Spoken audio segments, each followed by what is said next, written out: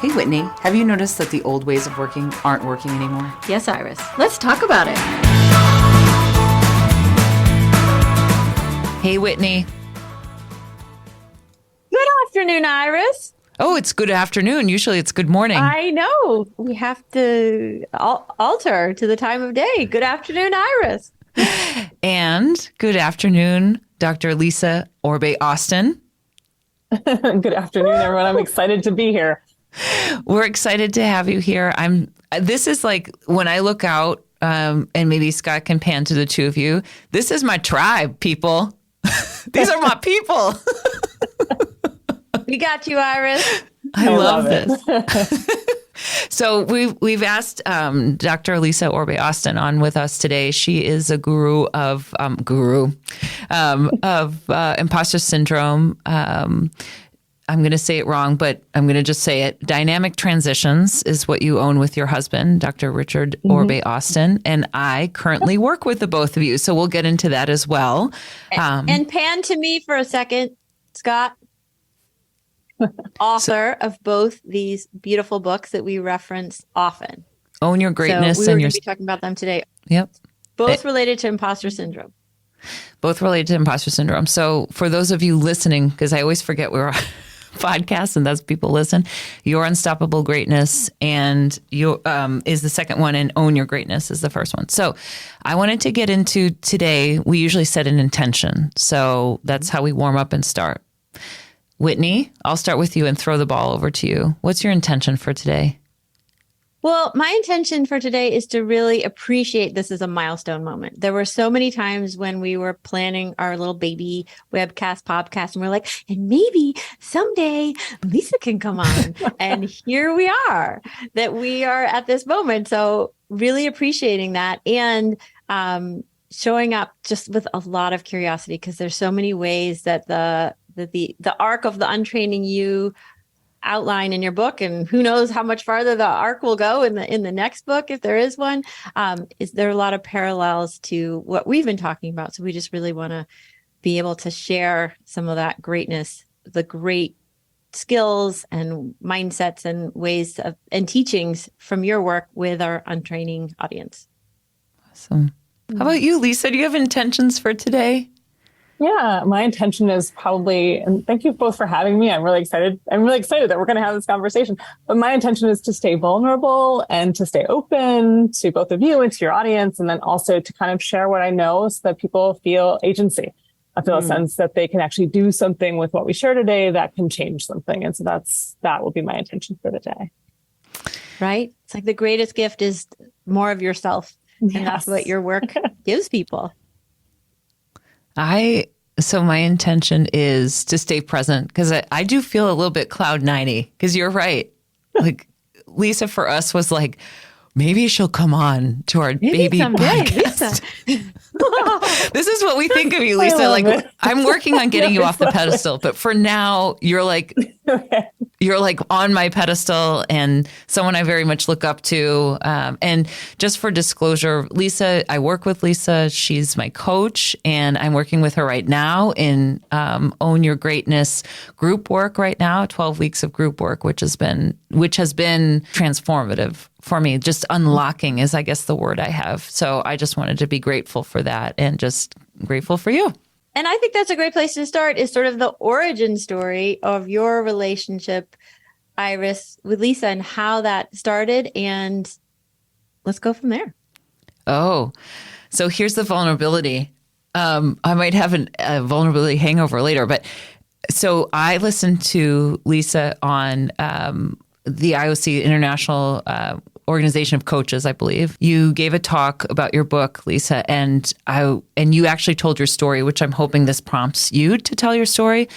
And I was very resonant with it. You had worked with someone that was difficult to work with. You were feeling imposter syndrome around it, was having difficult getting to the next step of that and phase of it. And I kind of felt the same.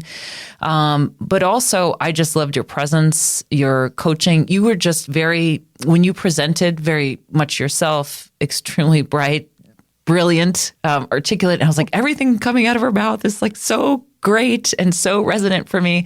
So I took a chance and I reached out to you on LinkedIn. I was like, she may never talk to me, but at least I'll say I'm very grateful for even that talk was very resonant. So I reached out to you and you messaged me back, which I told Whitney. I was like, oh, you'll never guess who messaged me back. So it was very much that. So it started with that. And then we had a connection through fencing, which is wild. So I'll let you kind of tell that story. So I'd love for you to kind of talk about maybe first the connection that we made, how else we connected through fencing. And then I'd love for you to talk about your story because it was so resonant. Yeah. So when you reached out to me, I got super excited that you reached out to me. I was like, oh my God, like somebody who is in fencing and an Olympian, like, oh, cool.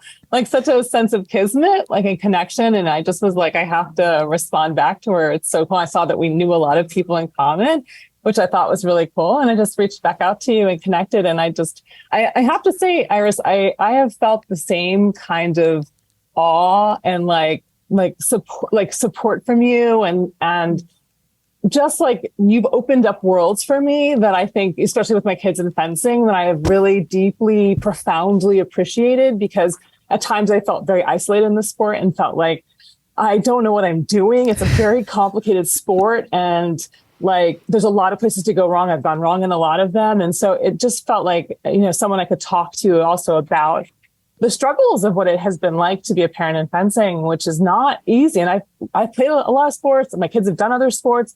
There's something unique about this one that I think creates a lot of barriers for entry and for staying. So I think, your like openness and willingness to like literally tell me anything I ask just has made me feel so safe that I can really let my kids do this. And so I just also am grateful for you because you made it feel safer in a lot of ways. And so I'm just grateful for you deeply. And so, and so I was just going to underscore the point because we are going to talk about imposter syndrome, how sometimes, and I just want to say it because it's important, is how sometimes keeping knowledge from people, right, can lead to that imposter syndrome. And that's sometimes in this sport, it's power.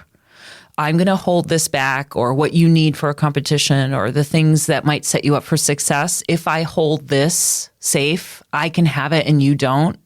And so there's a little bit of that as well. So when we do talk about it, or when I have that openness, I definitely believe like everyone actually does better if we all have that knowledge. And so hoarding that knowledge, first of all, is like a lot of energy that I don't have that energy, but to be able to give someone else that knowledge raises all of us up and raises the sport up. Yeah. So I do want people to think about that, is when someone's holding back that knowledge for power, it in the end, it does no good for yourself as well. So. No, and I carry that with me because you said something interesting about weaponizing knowledge. Mm-hmm. And it was really powerful for me about sort of the weaponization of knowledge and the desire to keep it from other people so that they can actually fail or do worse than you. Mm-hmm. While what should be at hand is just skill, competence, ability. That's what should be present, not necessarily I'm doing poorly because I don't know something I should know.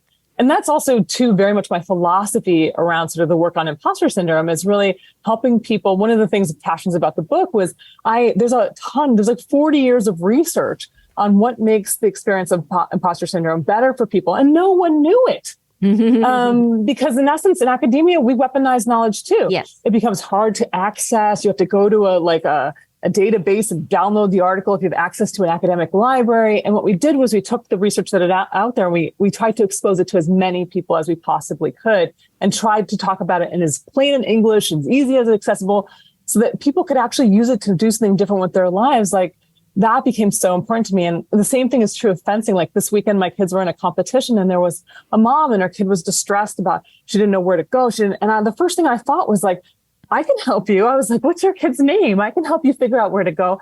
Because I've been in situations where I didn't know where to go. And people heard me say that and they just let me like be lost in a huge auditorium. So like, I just don't want to do that to anyone. I think when you kind of deal with your imposter syndrome and you also want to share with what you know, you want to make sure everyone feels community connectedness, like feels like I'm not going to prevent you from knowing something as a way to one up you, like, and which imposter syndrome can actually make you do. because you feel like you're trying to hold so tightly to your own sense of like competence or intelligence or whatever, that you can engage in behaviors that are actually quite toxic sometimes. And so, can you talk a little bit about your beginnings, if you can give us a little bit of that arc? Yeah, so I probably had imposter syndrome as long as I can remember. I always felt not good enough. I always felt not smart. I always felt like I was the hardworking one, that I always had to kill myself in order to get anything. And it probably trailed me throughout my academic experience. I struggled in a lot. I struggled in math. I struggled in a lot of places that made me feel dumb, not capable. And I had a lot of messaging telling me I wasn't going to make it. I wasn't, I could be lucky to get things that, were bare minimum, bare bones. I remember a lot of different moments in my own life where I wanted something and I was prevented from getting it. Like when I was in grade school, I wasn't in the highest levels of math and language, and I wanted to go to prep school. It was the dream to go to this prep school in my town. And they wouldn't allow me to take the classes to take the exam because I wasn't in what we called 8-1 and in 8-1. I was an 8-2. And so my dad, who worked long hours, didn't go to college, had to come home from work at 11 o'clock at night and teach me how to this exam. He was very smart. He went to Brooklyn Tech. But he couldn't go to college. He couldn't afford to. And he would teach me from 11 to 3 in the morning or 11 to 1 in the morning. And then I would get up and go to school and do this work for weeks and weeks and weeks so that I could take the exam. I ended up passing the exam and getting into the prep school. I was so proud of myself, but like the narrative went, I had to kill myself. I had to work these long days till 2 or 3 o'clock in the morning to actually get what everyone else was getting in a lot easier of a fashion. So this trails me throughout my academic experience. I go to my doctoral program, which I don't feel like I belong in. I'm in an Ivy League doctoral program at Columbia. And I walk in the first day, they take 5 students in every class. And I'm with my cohort all day. They're older than me. They're more accomplished than me. I'm the youngest one in the class. And I walk out and see my mentor who gets assigned to you. And he says, well, how did it go? And I said, I feel like I don't belong here, that it's been a mistake. And he was like, well, we're about to find out. And then I spent the next 4 or 5 years trying to prove to him that I belonged, working long hours, doing whatever it took, taking his abuse. He was very abusive, very malignant. And I had a very hard time in my doc program. I was super burnt out. And I started out, trying to be a star, which a lot of us do when we have imposter syndrome, and trying to nail it. I passed my certification exam the first time where my other classmates did not. I went on to try to lead the research team. I did all these things, right? And still never felt good enough. And then, got to a point where I started to realize he was incredibly toxic and he wasn't going to let me graduate because he relied on me so inherently to run his program. Run the different things that he was doing. So he was preventing me from graduating very concretely. And so when we're about a third or fourth year, we get to go on internship. It's a part of completing our degree, a pre-doctoral internship. And I had done all the things necessary to do that. And they vote in a secret meeting, faculty, if you can go. And everyone's, kind of talked about who wants to go. And I got voted against. And I couldn't go that next year, which meant I had to pay a whole new year of tuition. I was stalled in my doctoral program. And one of the professors took me aside and said, I want you to know we all voted for you and he voted against you. You have to get out. And it was the most terrifying experience because I felt like he was very powerful. He was very accomplished, very protected. And so I went to go see the dean and ask him if I could be reassigned to a new mentor, because it's not easy. You can't just change. And so I made an appointment with the dean. I sat down. He said to me, what are you here to talk about? I said, I'm here to talk about my mentor. I need to leave him and I need your help. He said, who's your mentor? I told him. He said, stand up and leave this room. We never had this conversation, and you need to kind of figure out how to make this happen. It's not on my hands. And so I felt terrified. If the dean of my school can't do anything about this man, I'm done. I don't know if I'll ever graduate. I don't know if I'll ever finish this degree. And then a year went by. I was super depressed. Probably couldn't get out of bed. And then I ran into a fellow doctoral student a couple years ahead of me. And she said, you look awful. And I was like, I feel awful. I can't finish this program. I'm stuck. And I told her what had happened. And she said, talk to this man. He's another dean. And just make an appointment with him. Tell him I sent you. He'll help you. And I was like, look, I already spoke to the central dean of the college. Like, I don't think this guy's going to help me. She's like, just trust me. And so I went and made an appointment with him. He met me in a broom closet because he was on an open plan, kind of like place, and he didn't want anyone to see me meeting with him. And so we met in a broom closet, which was terrifying for a kid in their like 20s. And to meet this old man in a broom closet. And I told him what was going on. And he said, okay, you're just going to do what I ask. You're going to write this letter. I'm going to reassign you to somebody else, and we're going to make it happen. And I was like, are you sure? And he was like, trust me. And so I did it. And he reassigned me. Then my professor threatened to make it said that my dissertation was his intellectual property, and I'd have to start all over again. And they made a deal that said that as long as I didn't publish the article, that I published the article for my dissertation, and he wanted his name on it if I published it. Otherwise, they would let me go ahead and finish. And so all of that really led me to feel like, my classmates were graduating around me, and I was like a 7th year doctoral student with a master's degree. I just felt like, really, I just don't have it. I just don't have the skill. I don't have the ability to do this. I ended up graduating, getting a job, and it was like my second job out, and I was kind of just really depressed and burnt out. I had this job with a toxic manager, and the manager was, all the things. He was actually harassing me. He was, paying me 50% less than my colleague who we did the exact same thing. He was humiliating me publicly. It was all the awful things. And I was trying to quit the job for a long time. And Richard, my partner, was like, you have to leave this thing. And I was frozen. I was frozen in believing I wasn't good enough. I was frozen in believing that, nothing was going to ever change. And then he said something that changed my life, which is I was sitting in a meeting of all senior leaders. They were all women, and there was music playing in the background. And he said, what is this music that's playing? Someone asked, what is this music that's playing? And he said, it's music to soothe the savage breast. And in that one moment, I just decided I'm not doing this anymore. Like, I can't let these people, like these bosses, these men, like, really prevent me from living a life that I think I can have. I'm not sure. I haven't never seen it, but I think I can have it. And so I quit that job that following Monday. I cleared my office out over the weekend. I quit that job on the Monday. He cried. He threatened me. He said I'd never work in education again. It was a very painful conversation, but eventually I just left the conversation and walked away. I remember hearing my footsteps on the linoleum floor, just like, oh my God, I'm really doing this. And then I came home and had a full-blown panic attack and felt like I had ruined my life and my career, and what was I doing? But I built my practice in that summer, took my licensing exam, finished all the requirements I could not complete.